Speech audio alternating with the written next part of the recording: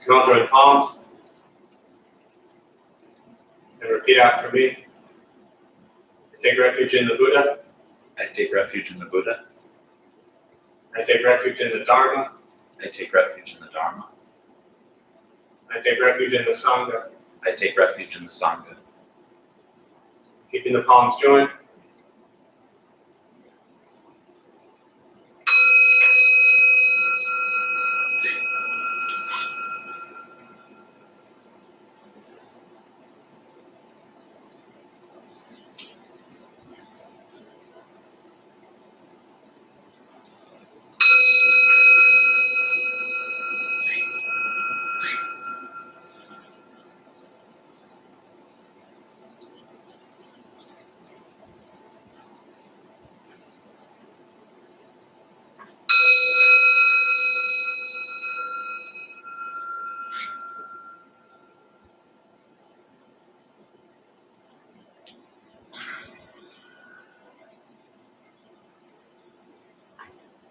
Put palms down.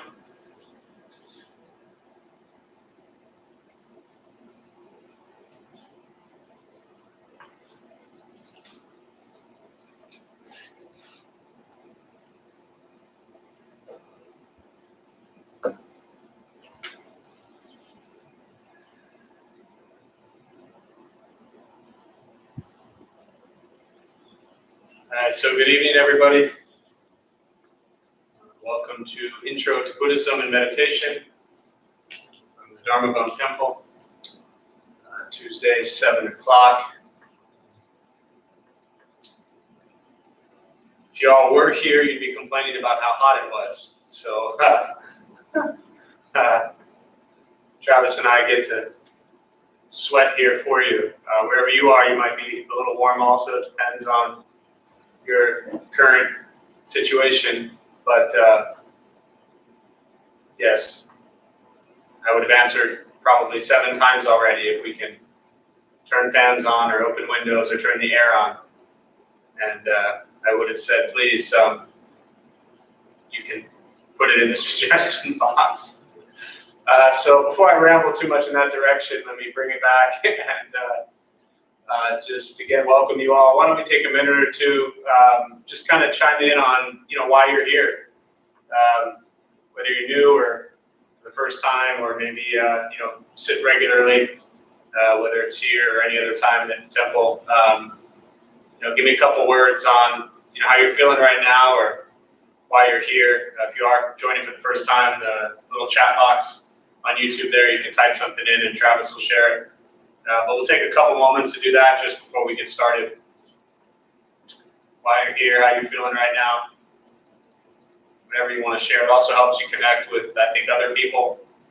I would imagine as we go along here online, a lot of you regulars who all know each other and just haven't seen each other in person get to connect virtually as well, so it's nice. Well, someone would be getting up right now also to close those windows because you'd be hearing the air conditioning from the neighbors. So, yes, I won't even announce who it would have been. You hear it? No. The little things we miss from gathering in person, sounds, the creaks, the heat, all that stuff. So, has anyone shared why they're here or how they're feeling right now?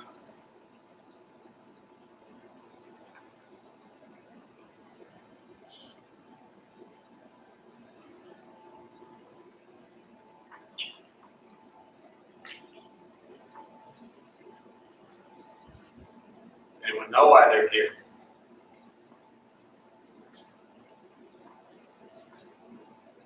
I know I'm here. I'm here because for me, this path and this practice is about taking vows. And I always and often talk about the 6 paramitas. And these are the 6 perfections as taught in Buddhism: generosity, morality, patience, diligence, concentration, wisdom. And in the Bodhisattva path, these are really the 6 principles that guide you. When we created the Dharma Bum Temple, the heart of it was really about following the 6 parvitas. It's what my master always taught. And so for me, showing up week after week for all these years, it's the diligence practice. And it holds me accountable to sit here, to sit in front of all of you. It holds me accountable to myself, to the community, to friends, to family. It's about diligently just showing up. And, it doesn't matter if there was one person or 1,000 people. You show up because somebody there needs you to be there. And that's part of why I keep showing up. It is my practice. It's part of my practice. It challenges me. It motivates me. It inspires me. I enjoy helping people find a sense of peace and calm in their lives. I know what it was like to be angry, depressed for a long time and then come out of that. So, I show up here because diligence is the path, but when you open up what occurs when you are diligent, there's a lot of other things behind all of that. So that's why I'm here. It continues to challenge me and humble me and make me grateful for, this space and the community we built and all the lives that, we've touched. And I don't mean just me, just everybody who's ever done anything here at the temple. All the lives that have been impacted, from the family groups to the college groups to the kids to recovery sangha, everybody. So grateful for all of that. You got anybody yet? I'm just wasting time. Yes, Denise shared feeling better today than yesterday. Progress. That's good. Yes, progress, baby steps. Very good. John said, I show up or tune in to help me keep my bipolar brain in check. Yes. As you should, John, as you should.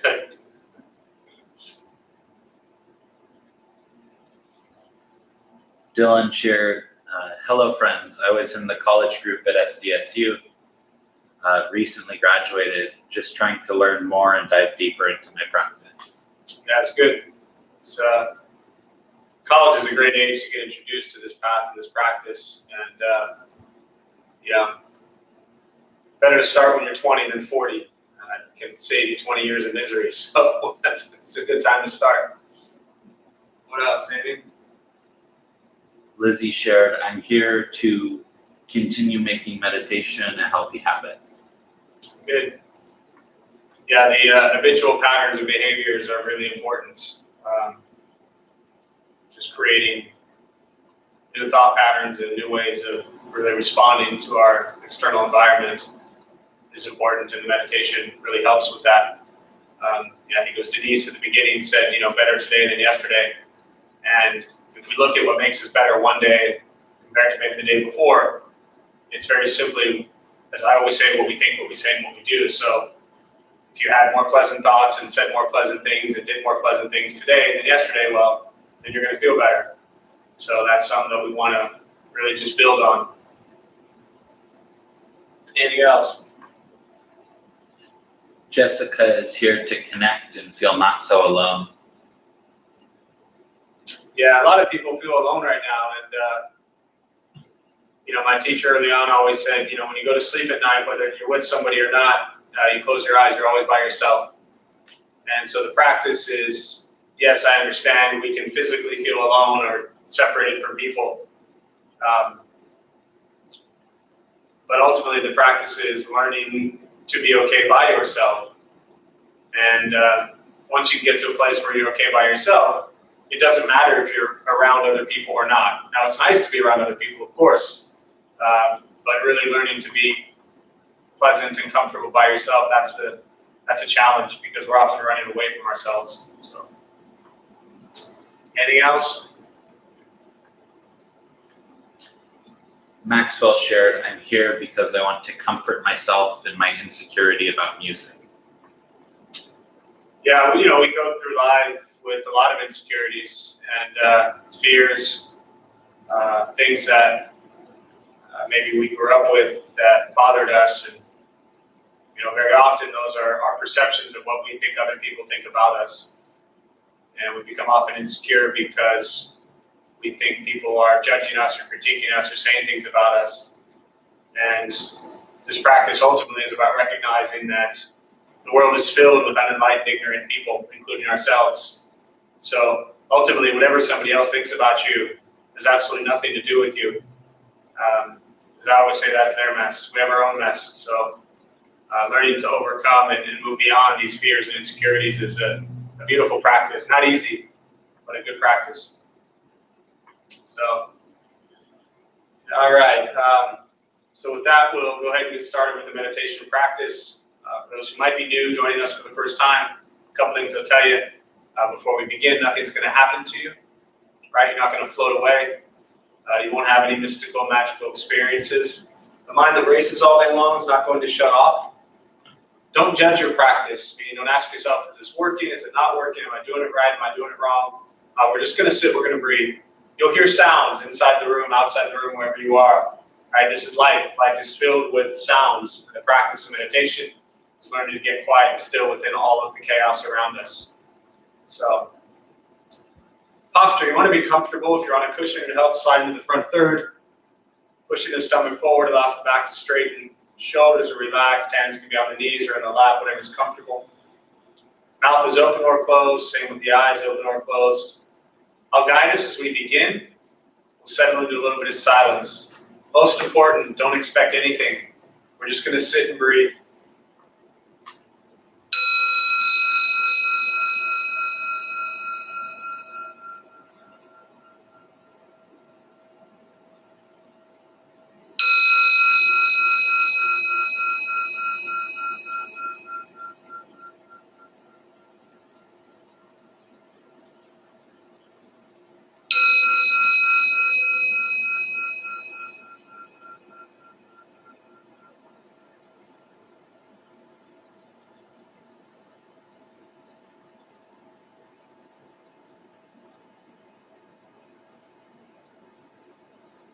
And starting with the eyes closed if comfortable, or slightly open. Mouth open or closed. We'll start with taking 3 deep breaths, slowly.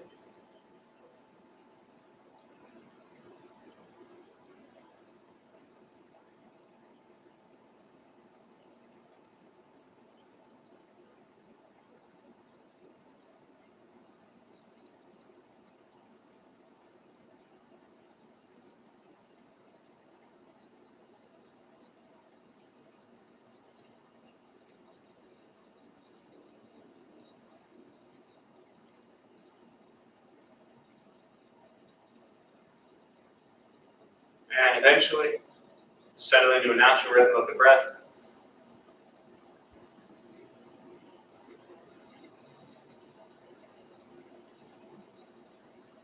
Noticing the mind as it wanders, jumping from thought to thought.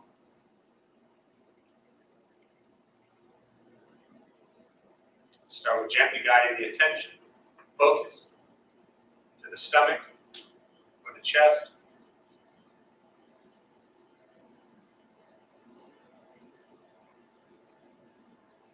Breathing in, feel them rise. Breathing out, they fall.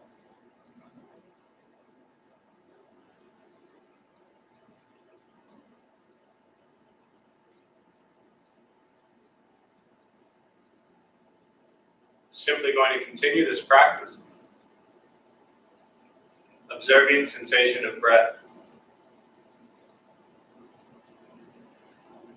expecting nothing but to sit and breathe.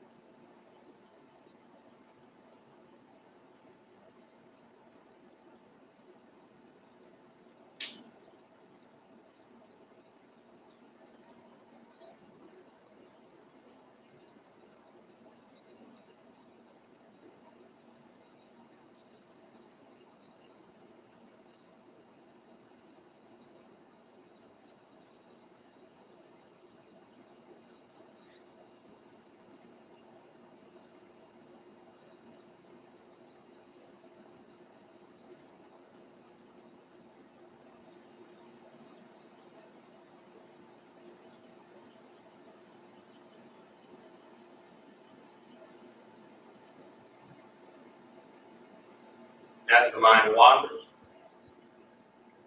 lost in thought, recognize it. Release that thought. Return attention, focus to the breath.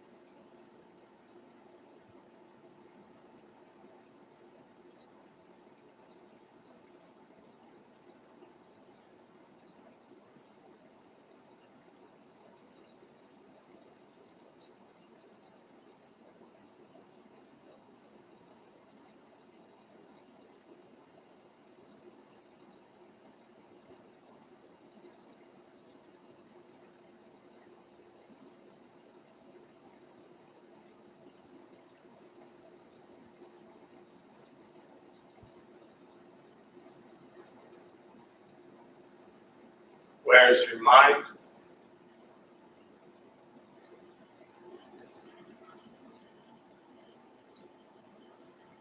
Return attention, focus to the breath.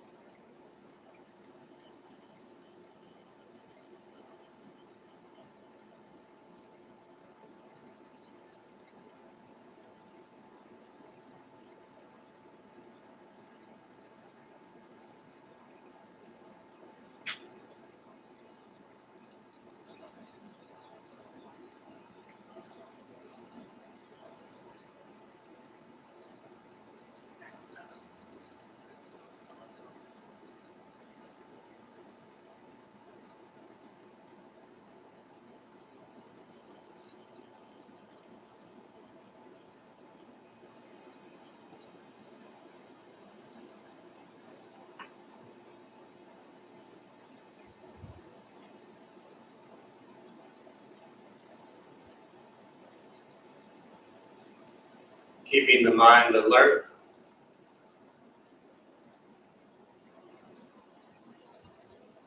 aware of each sound,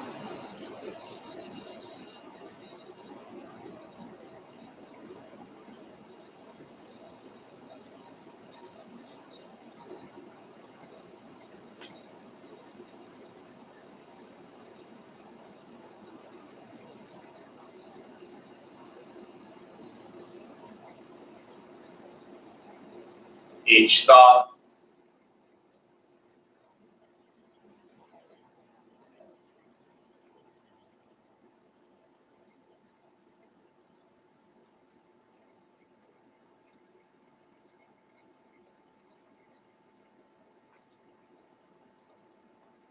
each physical sensation,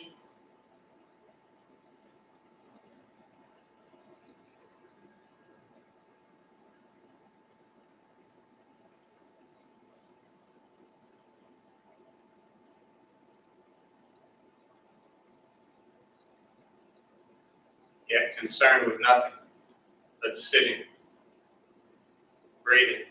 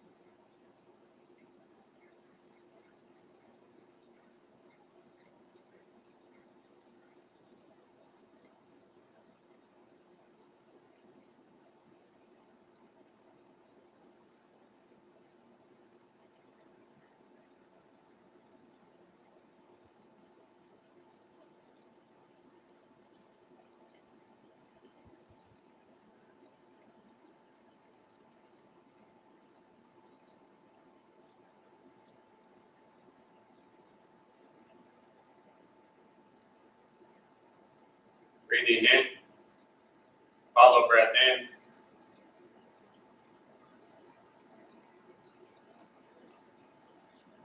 Breathing out, follow breath out.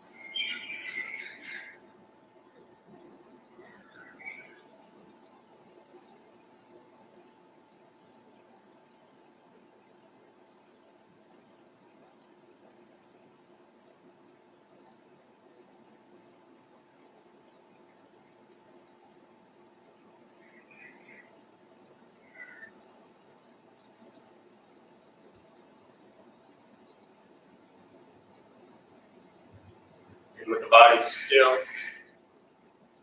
resting, and the speech quiet, aware of all sounds,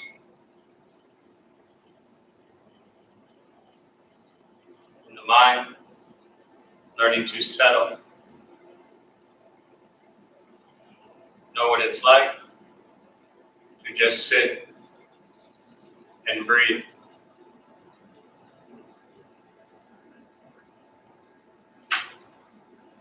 Knowing with each breath, there's nothing else to do, nowhere else to go, no one else to be.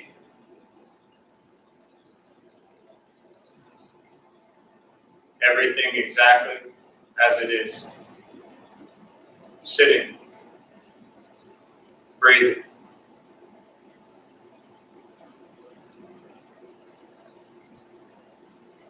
Once again, taking 3 deep breaths, slowly.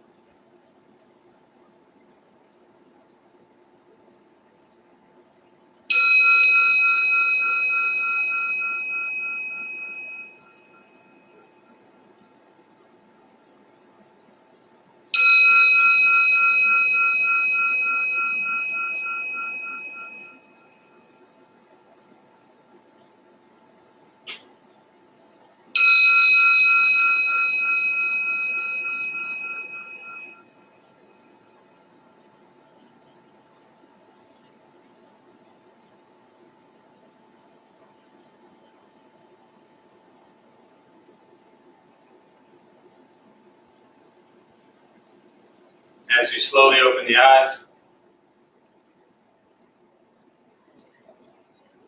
slowly begin to move.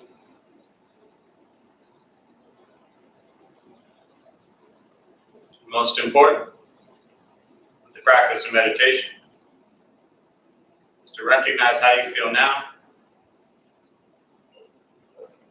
immediately after. Compare this to how you typically feel throughout your day. Recognize the difference, if there is one. Ask yourselves how you prefer to feel every day for the rest of your life. And realize however you feel now, if it's quiet, calm, and still, or a busy mind, racing mind, whatever you're sitting with at this moment, it's nothing to do with anything I said. It's nothing to do with how you sit and hold the hands or cross the legs. It's nothing to do with the sounds around you or anything else for that matter. It's everything to do with your own mind and your own mind's reaction to an external condition. This is what the Buddha called pratitya samuppada. It means dependent origination. This is the basis of the Buddha's awakening.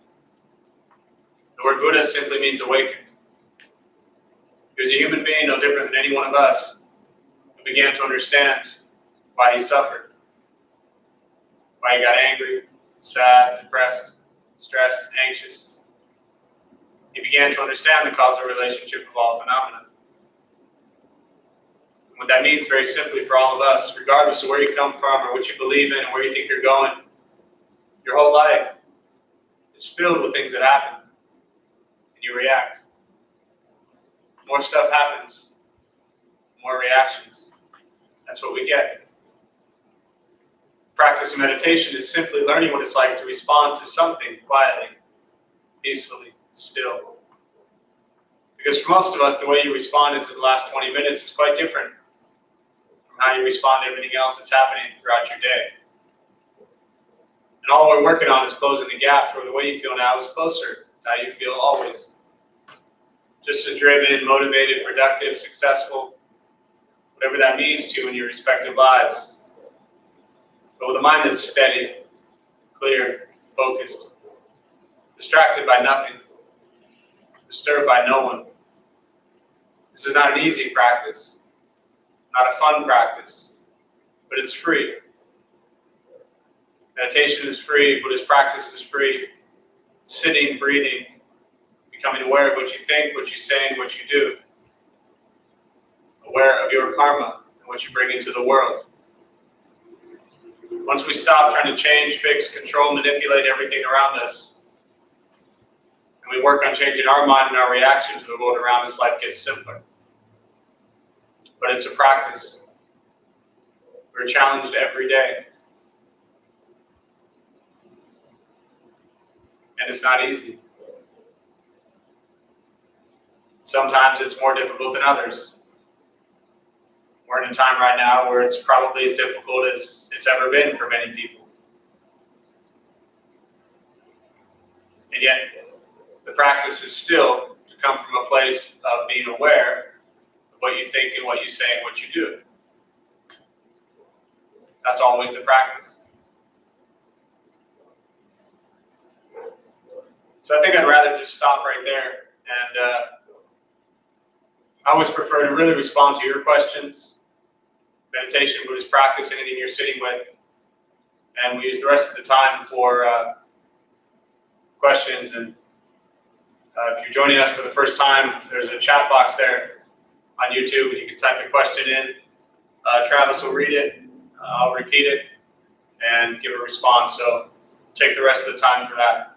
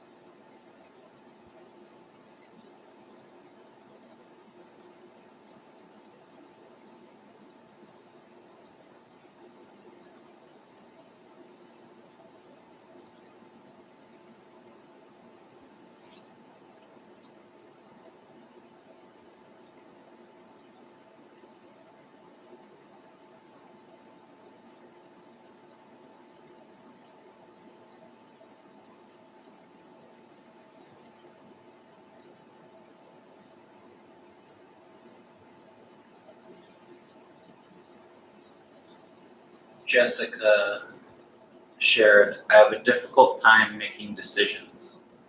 I'm worried I'm going to make the wrong one, then spiral for so much time overthinking. How do I stop the loop? So the question is, you said you have a difficult time making decisions and you're worried you're going to make the wrong decision and you spend so much time spiraling. Is that right? Yeah.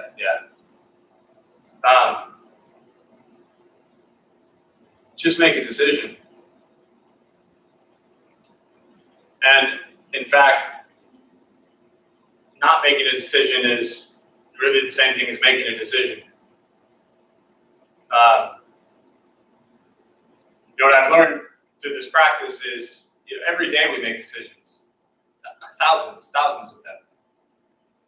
A decision to wake up, a decision to get out of bed, a decision to brush your teeth, a decision to comb your hair, a decision to put shoes on, a decision to stay home, a decision to wear a mask, a decision to eat. We are making decisions all day long. And when I look at the Buddhist practice and you begin to understand what is karma, the law of cause and effect, that every decision is based on something prior. So when we make decisions, often it's with great concern as to how it's going to impact other people. And I think as a practitioner, I have to ask myself, is every decision I'm making in everything I think, everything I say, and everything I do, is it coming from a place where it's going to benefit others or benefit myself? Is it coming from a place of greed, anger, ignorance, or is it coming from a place of generosity, compassion, and wisdom? So all of these decisions that we make in very small ways impact people, right? We might not think that the decision to brush your teeth is a big deal, but if you didn't brush your teeth for 6 months, it'd be a big deal. It would have a huge impact on others. You'd probably get sick, get disease, be unhealthy. Nobody would talk to you, your breath would stink. Right? All these little things that we make decisions about have an impact on others. But the first question is, what's the intention behind the decision? Greed, anger, ignorance, or generosity, compassion, and wisdom? To me, it's not about right and wrong decisions. No matter what you decide or don't decide to do, it's still a decision, and there will be an impact on yourself and on others. So, I think the practice of morality, of honesty, comes into play. Are you being honest with yourself, with decisions you make? Are you doing things out of fear? Really look at the decisions you're making. And understand that most decisions we make, there's always going to be somebody who's unhappy. Right?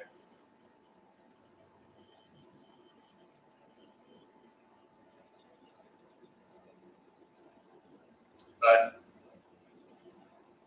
remember that not making a decision, as you said, is still making a decision. So make your decisions, live with them, and move on. Hopefully that's helpful. Try not to live in fear. That can really freeze you quite a bit.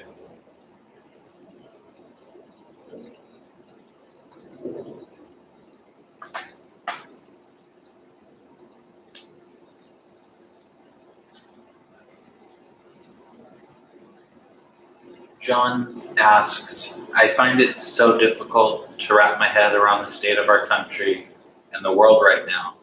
What advice would the Buddha give to deal with all of today's turmoil? Well, that's an easy question, because anytime you say what advice would the Buddha give, I just default to say, I don't know, you'd have to ask him. So I can't tell you what advice the Buddha would give about the state of the world right now. But I can guess, in my unenlightened, ignorant way, is what I've learned through the Buddhist teachings is to look at and attempt to see the true nature of reality. And attempt to see a world that is very different from how we perceive it to be. Meaning there's our perception of the world, and then there's how the world actually is.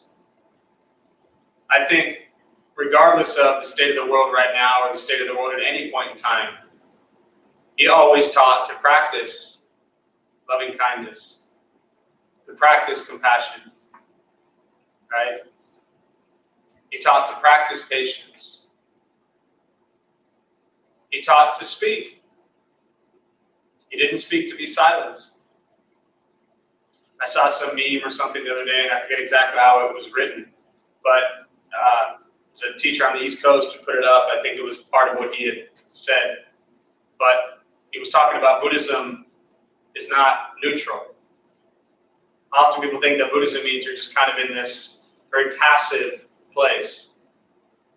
And I think Buddhist practice can be very aggressive, but be aggressive with compassion, be aggressive with wisdom,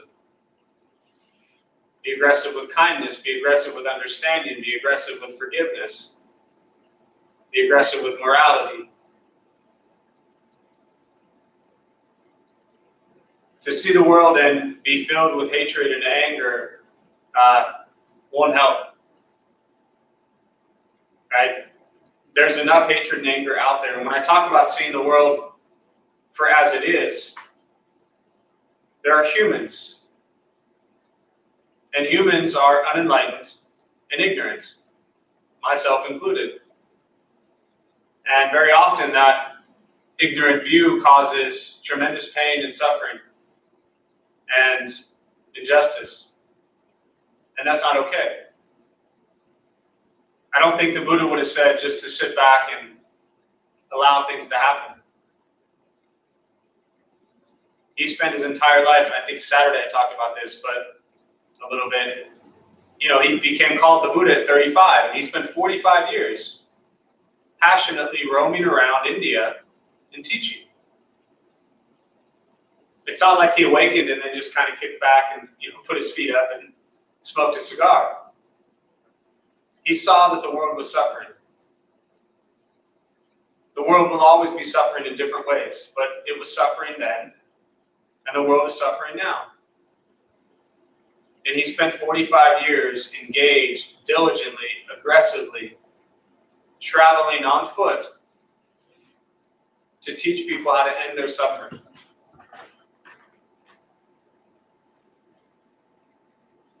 And I think the same thing he taught then is exactly what applies now. That we suffer as humans and we suffer as a society because of greed, because of anger, because of ignorance. And so he taught people to be generous and compassionate and wise. So I think to your question specifically, for me as a practitioner, the question I ask myself in the current state of the world is, how can I every single day be generous, compassionate, and wise with the current situation? And how can I do that without being in a position where the anger that you may feel leads you to hatred and to do things that come from a place of hatred? Because if we see injustice and we view people as angry, and we bring that same hatred back, then you just have two angry people who hate each other. And I don't know that that gets anything done. I think you can still fight and in a very activist manner, but come from a place of love. So, good luck with that. Not easy. But just think about how you feel when you're angry and you hate someone. It doesn't feel good. And it's really hard to live in that place. So,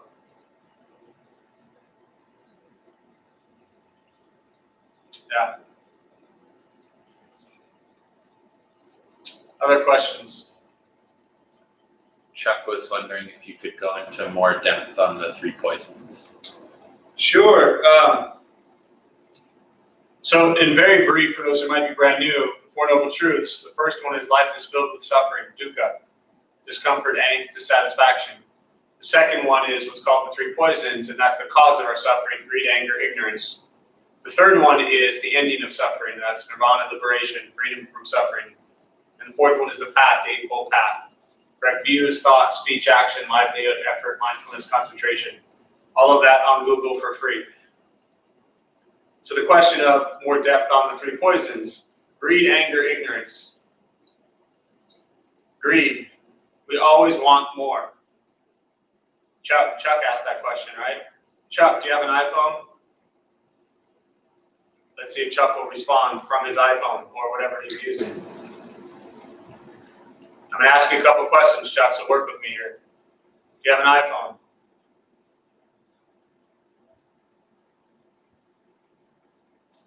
It's a lot easier if you say yes, but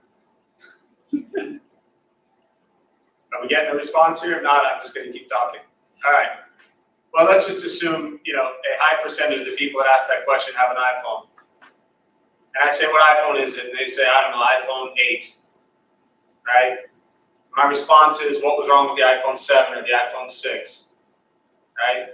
Chuck, how many pairs of shoes do you have? Do you need all of them? How many shirts do you have? Do you need all of them?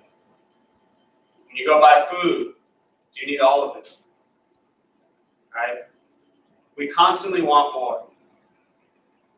And recognizing one's own greed is really difficult because, my perception, observation, and, leading a community like this last 14 years, if I just casually say to somebody, are you greedy?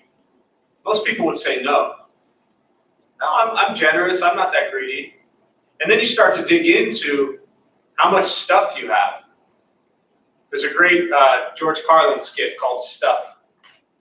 And he's talking about it. We have, bags, a house for our stuff, and then we have bags in our house for our stuff, and we have small bags for our small stuff, and then we go away and we have a weekend bag for our weekend stuff. And then we just have so much stuff. And that we always feel we want more, and that whatever we have is not good enough.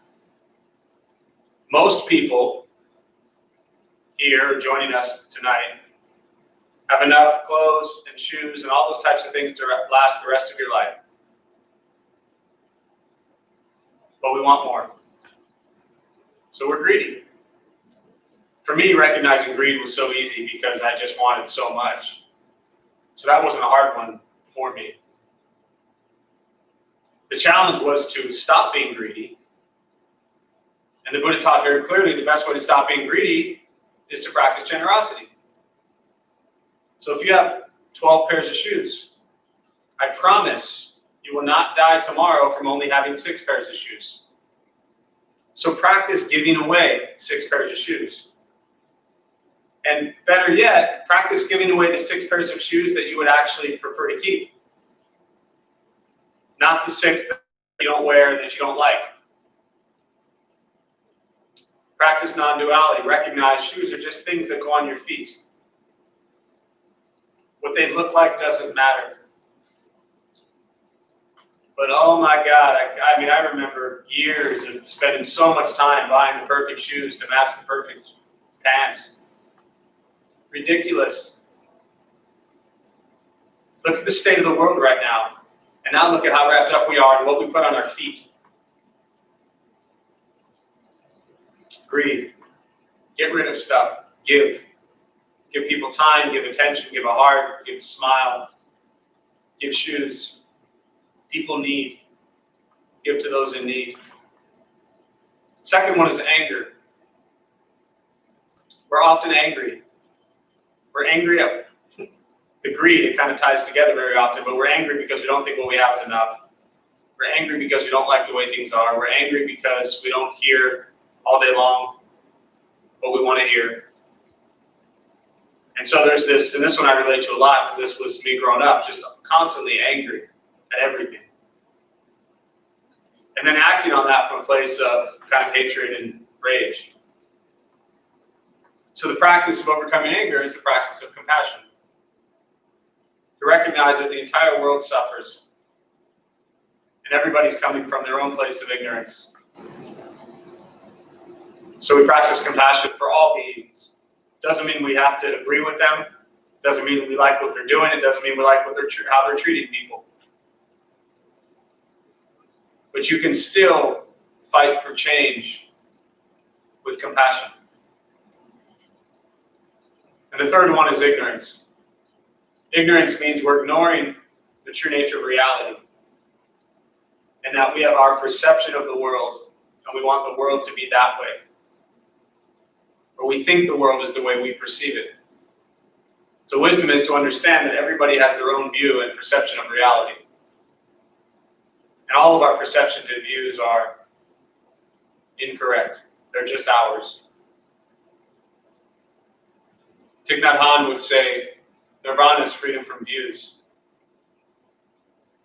And it's one of my favorite teachings. So wisdom is to understand that you have your view,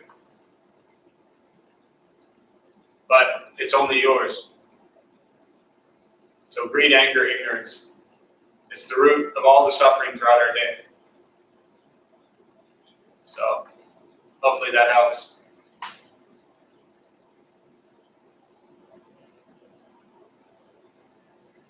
An update, he has a flip phone. Oh, flip phone. Nice. Like flip phone, like Motorola flip phone with the little antenna thing? Good for you, Chuck.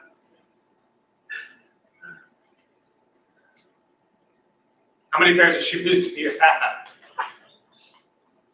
Other questions?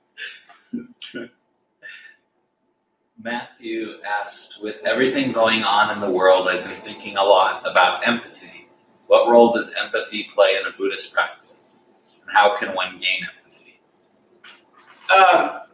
Yeah, so the question of empathy and everything that's going on in the world today, and I just got to say this, like,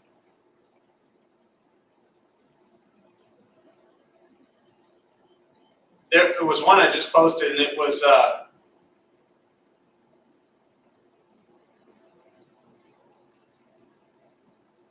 I'll just put it this way. Everything that's going on in the world today has been going on forever. You're just now seeing it. It was a Will Smith quote that basically said, I think it said something about, it said, racism's always has always been there. It's now just being filmed. Right? That was the gist of it. You saw that one? Yeah. So I thought that was such a brilliant expression. And so for the questions, with everything that's going on in the world today, it's always been there for over 400 years and even further. We're just now seeing it every second on our iPhones, and I don't know, maybe on your flip phone, right? But you are now waking up to what's actually going on in the world. So to me, the question isn't, how do I now all of a sudden have empathy because now racism is existing? The question is to ask yourself, why wasn't it there before? I would start there. I think it's great that you're recognizing you want to have empathy. But why wasn't it there to begin with? And these are questions where I think, for me, as a privileged white male, that I have to ask myself, where and when did I lack empathy for others? Where and when did I lack wisdom? Where and when did I come from a place of thinking my view was correct? And when and how and why can I change that? And I think if you begin to reflect on yourself, and to me that's a lot of what I've learned from the Buddhist practice, is that it's not about, it's not about anyone else, and that's not really true. It's about everyone else, but it starts with you. And the way you change yourself then impacts the entire world. It impacts the immediate people around you. It has a ripple effect out. But it has to start with you. So I don't suggest asking the question, with the state of the world today, how do I develop empathy? I suggest asking yourself the question, where and why do I lack empathy in my daily life? And I get it, maybe that's what you're getting at, but what I'm really asking is, why all of a sudden now are you wanting to have empathy? And then if this was in person, this would be a much easier dialogue to have than the manner we're having it in. He But did respond. Yeah, go ahead. I guess the question is more about empathy towards those without empathy towards racism, not necessarily my own empathy towards racism. Understood. As always, when I respond, it very rarely addresses your actual question. So, I don't know if I know you or you know me, but just keep that in mind. And so, yes, I understand, but the question is the same. This practice is about non-discrimination in views. And so one should have empathy for everyone, regardless. It doesn't mean you like what they do. It doesn't mean you agree with them. It doesn't mean you support them. But everybody has their views based on what they were raised and how they were raised. I mean, I have to look at my life growing up, right? In a predominantly white neighborhood where they brought people of color into the school. And as a 7-year-old thinking like, oh, there are people of color coming into my white school. I had to, as I got older, begin to really question and challenge myself and my views. Because growing up in that environment, I would have thought, well, I'm better than they are. They're allowing them to come to my school. But now all of a sudden, I'm going to turn and hate someone who's racist? When I would have had racial biases growing up as well? When I did? So I think before and this is, as we wrap up here and I'm staring at a little white screen and I don't see anybody's faces, this is really difficult to get into with like 2 minutes left. But I think you really have to ask yourself before you start hating people who are racist, what are your views? And how can you share love and compassion to maybe wake people up so they're not racist?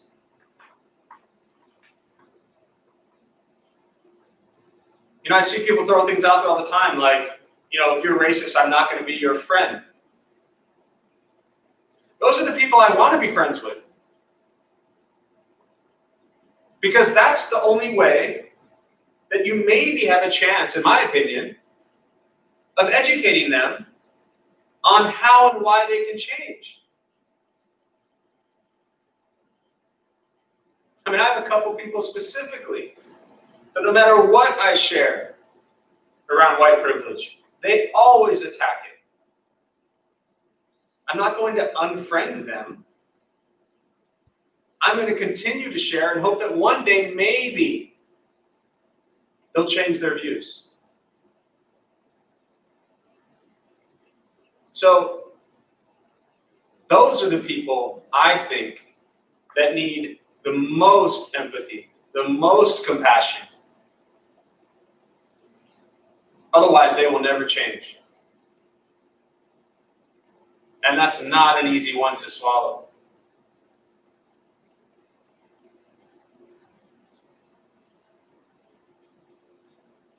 So,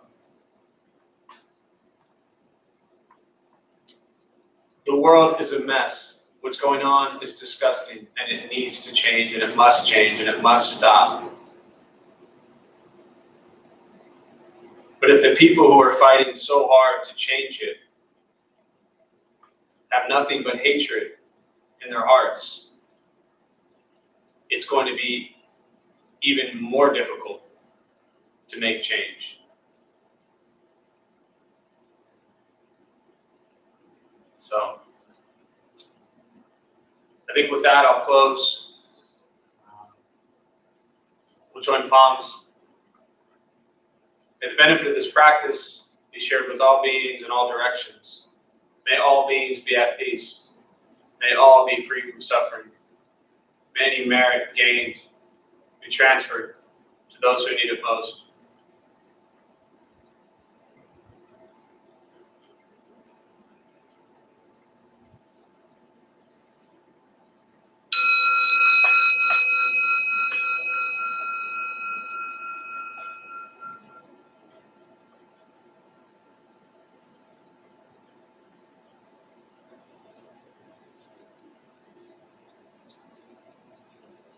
So a few quick announcements. Thanks all for being here. My name is Jeff. I'm a Dharma bum. We opened up this temple 14 years ago to introduce Buddhist practice to local folks. Those of us who lead, we're not monks, we're not nuns, we're not gurus, we're not masters, we're not teachers, we're not looking for students. We're just practitioners. We do our best to take our understanding of Buddhist teachings and put it into terms that hopefully make sense to those who show up. Every night we have something going on. Our Tuesday, Wednesday, Thursdays are all on YouTube. Tuesday I do Intro to Buddhism. Alex does Loving Kindness Metta Practice on Wednesday. Travis does Dharma Basics on Thursdays. Again, those are the YouTube ones. Everything else is on Zoom. Monday through Friday morning, 8 a.m. Our family Sangha meets on the weekends. Our recovery Sangha is just about every day. College group, teen groups. There's always something happening. Just go to the website. The calendar has the event, and open it. It'll tell you how to join us. June 25th. Tom, Jeff, I believe June 25th, and we'll get this announcement up there soon. 7 p.m. Thanissaro Bhikkhu Ajahn Jeff, who's the abbot for Metaforest Monastery, he'll be joining us live via Zoom for the Dharma Bum community or anybody really that wants to join. So check that out, and yeah, continue to stay safe. Think good thoughts, speak good words, do good deeds. Release the heart of the practice. Yes. Starting next Monday we'll have the evening class. Natalie. Yeah. So Monday night, starting this next Monday, we're going to have a meditation and discussion group. Our Tuesday afternoon group will go to Monday nights. So that'll all be updated on the calendar. So feel free to check that out as well. Thanks all for being here. Heavy topics, heavy questions. But just remember at the end, when we transfer merit, we transfer it to all beings in all directions, all space, all time. It's not about picking and choosing who you send love and kindness to. It's about sending it to everyone. So thank you all.